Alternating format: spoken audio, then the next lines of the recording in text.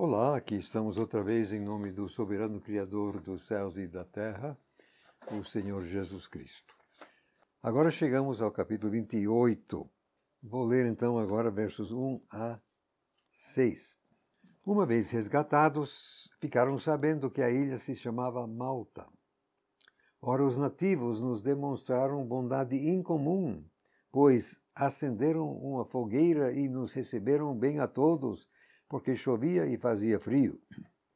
Então, havendo Paulo ajuntado uma quantidade de gravetos e colocado no fogo, uma víbora, fugindo do calor, prendeu-se em sua mão.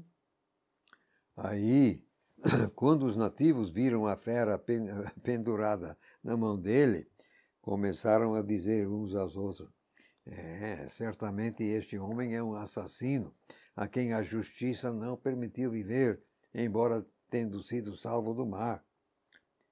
Mas ele meramente sacudiu a fera no fogo e não sofreu mal nenhum.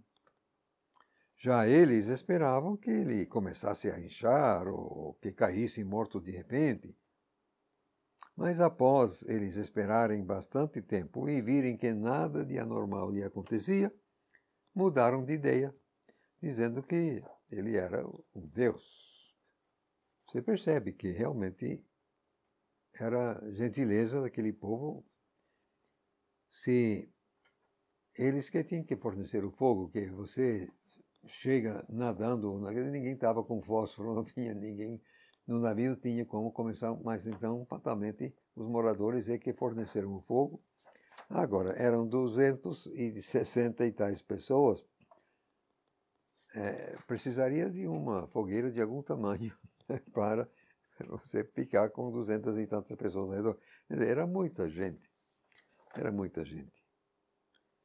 E então, ninguém estava aí com lenha esperando um navio encalhar naquele lugar. Então, era necessário correr atrás de o que queimar. Estava chovendo, estava frio.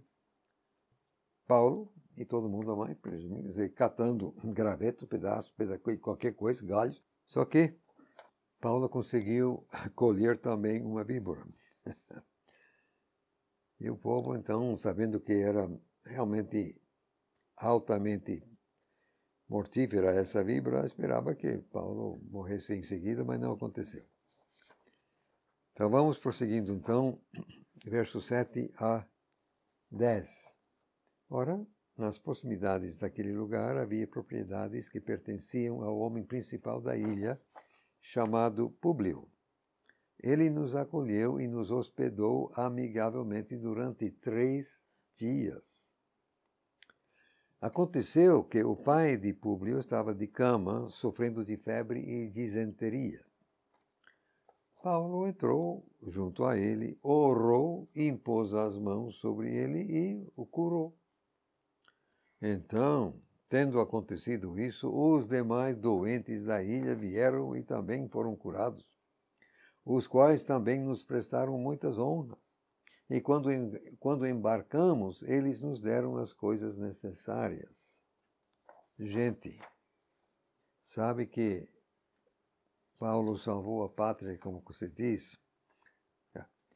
Primeiro, esse homem Públio, olha, 260 ou 76 pessoas. Haja comida. Se ele sustentou essa turma durante 3 dias, não foi pouca coisa não, gente. Não foi pouco. Mas Deus deu um presente de volta a ele. Então o pai dele estava assim. Aí Paulo entra, cura. Você pode saber que aquela notícia correu à ilha. Tá doido? Aí então, não faltou. Todo mundo que estava doente convergiu, foi para lá, para serem todos curados. Diz aqui, verso 9, foram curados. Olha, isso aí é maneira de você conquistar a boa vontade de qualquer povo, será que não? Aí então, eles muito agradecidos, fatalmente forneceram comida durante esse tempo todo e, além do mais, quando finalmente foram embarcar, deram alguma coisa para levar juntos.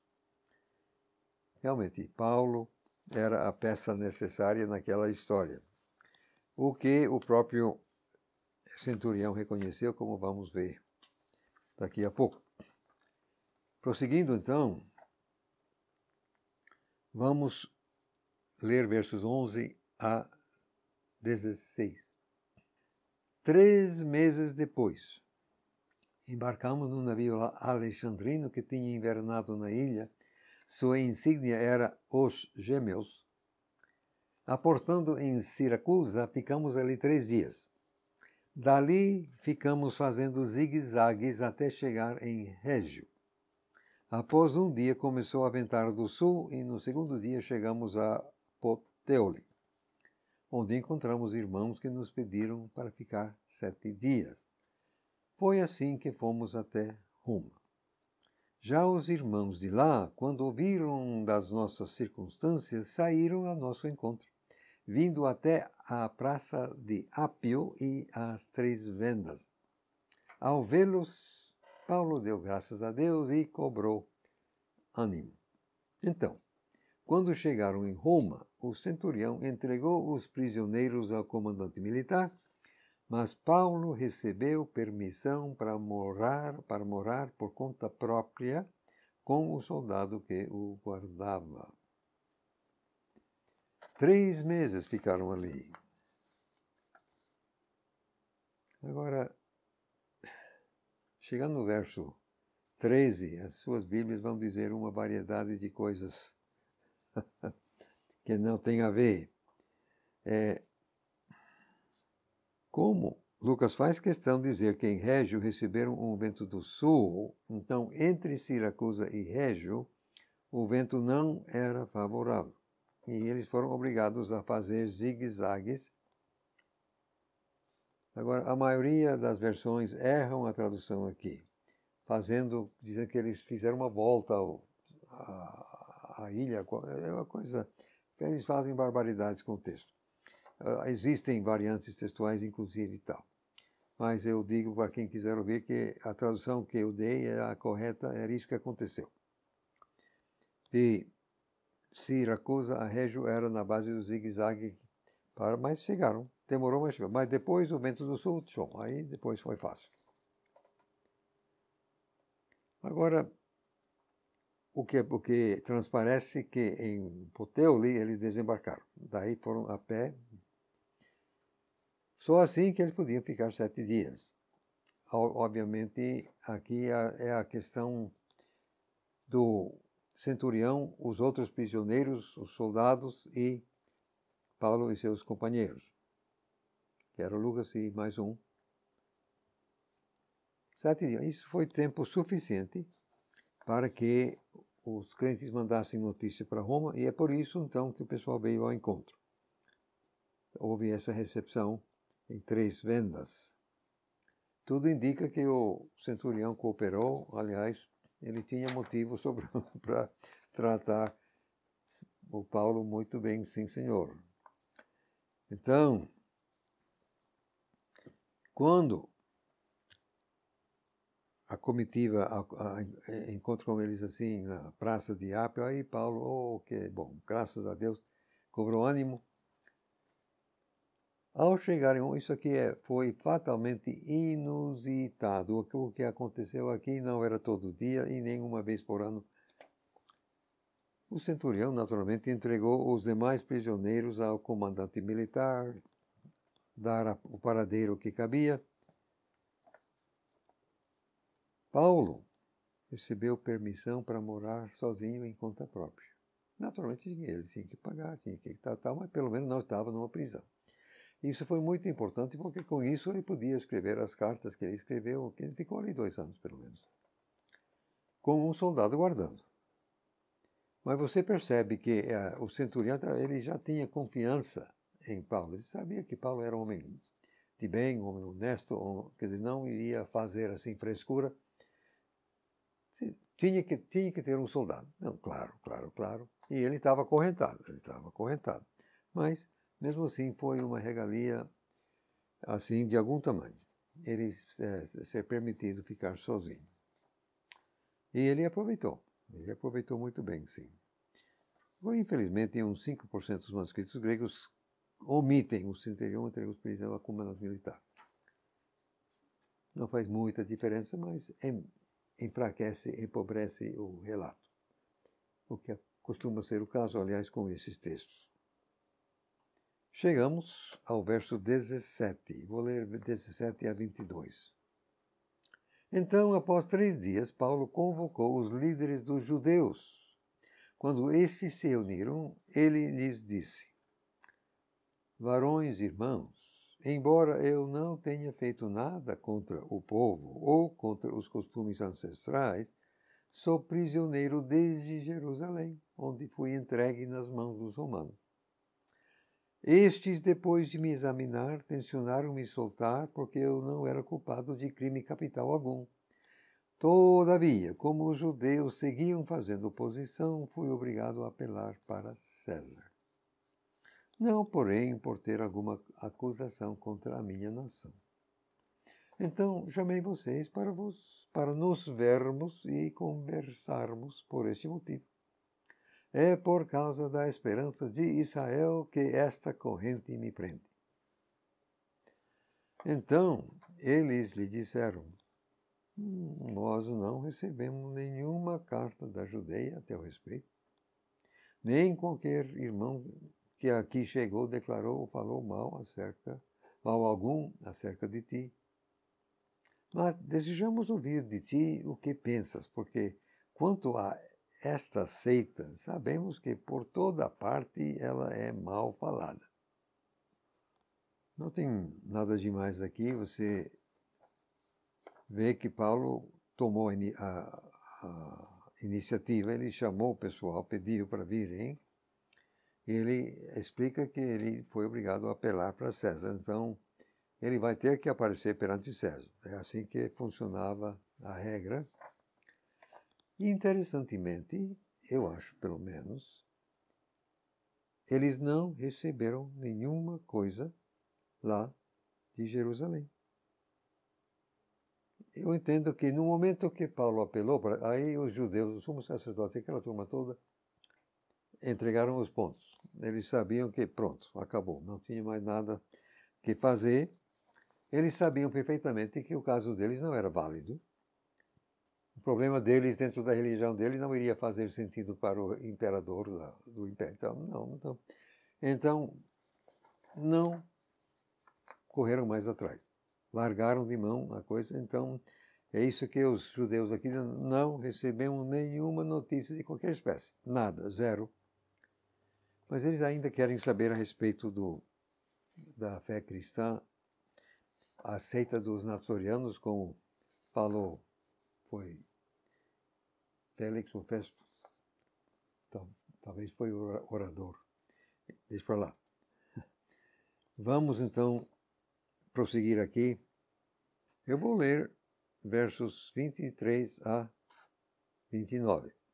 Tendo combinado com ele um dia, vieram em maior número a seu alojamento, aos quais ele ficou expondo desde manhã cedo até a tarde,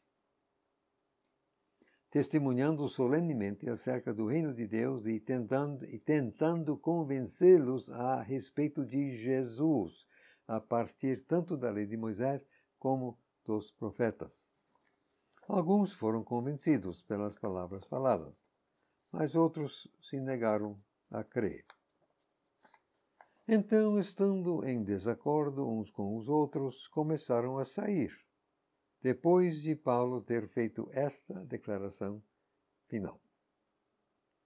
Bem falou o Espírito Santo aos nossos pais por meio do profeta Isaías, dizendo: vai a este povo e dize: seguireis ouvindo, mas nunca entendereis, e seguireis vendo, mas nunca enxergareis. Porque o coração deste povo se tornou insensível, e seus ouvidos não querem ouvir, e eles fecharam seus olhos, para que nunca vejam com os olhos, ou ouçam com os ouvidos, ou entendam com o coração, e retornem, e eu os curaria. Até aí, Isaías. Então, fique claro para vocês que a salvação de Deus foi enviada aos gentios, e eles a ouvirão. E depois que ele proferiu essas palavras, os judeus partiram, discutindo intensamente entre si. Agora você vê que voltaram, mas em número maior, está aqui claramente dito, número maior. Então era gente, encheram o lugar onde ele estava, aí chegaram cedo e Paulo ficou realmente falando durante muito tempo. Diz aqui desde manhã cedo até a tarde. Então, tudo que ele sabia a respeito, ele falou. Querendo realmente, quer dizer, convencê-los que Jesus de fato era o Messias. Era essa a questão. E de fato, uns foram convencidos, mas nem todos, tal e tal. Aí começaram a discutir entre eles próprios. Aí então, como não podia ficar à noite, ele como que despediu a turma com a palavra que citamos, ele citando Isaías. Isaías capítulo 6, versos 9 e 10. Por sinal. O que nós temos aqui em Isaías é um quiasmo, é um tipo, é uma estrutura assim, sintática muito comum entre os judeus, na língua hebraica, na Bíblia mesmo. Você vê que começa com coração, aí vai para os olhos, coração, ouvidos, olhos, aí então volta olhos, ouvidos, coração. Da A, B, C, C, B, A. Foi assim que Isaías falou, escreveu, quis dizer. Agora atenção para um pequeno detalhe. É o término do verso 27. E eu os curaria. Então, o que transparece é que se o pessoal fosse realmente ouvir, entender, se arrepender, aí Deus iria atender, Deus iria curar. Mas o fato cruel é que não fizeram. O coração estava fechado, os olhos estavam fechados, os ouvidos também, não queriam, etc. Agora,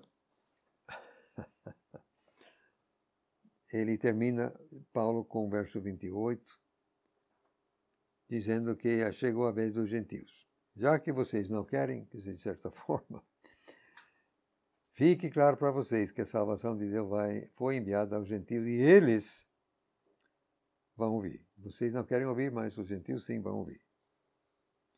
Aí o pessoal foi embora. Agora, infelizmente, talvez 5% dos manuscritos gregos omitem o verso 29 por inteiro. Que é um motivo suficiente para algumas versões ou omitir o verso ou então colocá-lo entre colchetes. Não, podem ficar satisfeitos que o verso está mesmo no texto. 95% dos manuscritos, incluindo a melhor linha de transmissão, trazem tranquilamente o verso 29 aqui como está. Maravilha, milagre. Nós vamos terminar agora o livro de Atos com os dois últimos versos, versos 30 a 31. Por 2 anos inteiros, Paulo permaneceu na casa por ele alugada e recebia a todos os que iam vê-lo, pregando o reino de Deus e ensinando as coisas pertencentes ao Senhor Jesus Cristo, com toda a ousadia e sem impedimento. E o que nós sabemos que ele escreveu também algumas das cartas quando ele estava encarcerado ali. Então, você percebe que Deus está sempre reciclando.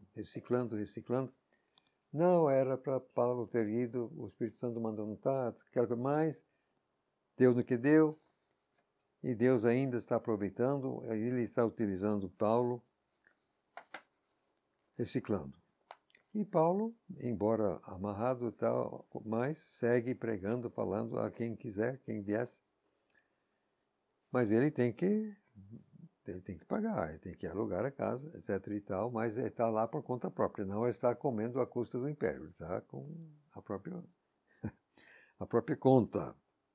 Agora, uns e outros têm achado que o livro de Atos não tem um fecho adequado, um término assim bonito, como que fica aqui no ar. Está Paulo na prisão, falando com ousadia e sem impedimento. Eu digo que, assim como o próprio título do livro diz, que eram os Atos dos Apóstolos, mas na verdade eram os atos de Deus através dos apóstolos, eu digo que o livro ainda está sendo escrito. Está sendo escrito por nós, atos de Deus através da gente. Lá foi através do apóstolo, agora é através de nós. Deus ainda está atuando no nosso mundo. Meus amados irmãos, está aí o livro de Atos. Permitindo Deus, no próximo vídeo, nós vamos começar a primeira carta aos Coríntios, se Deus assim permitir. Agradecemos a atenção, que Deus nos ajude e abençoe a todos.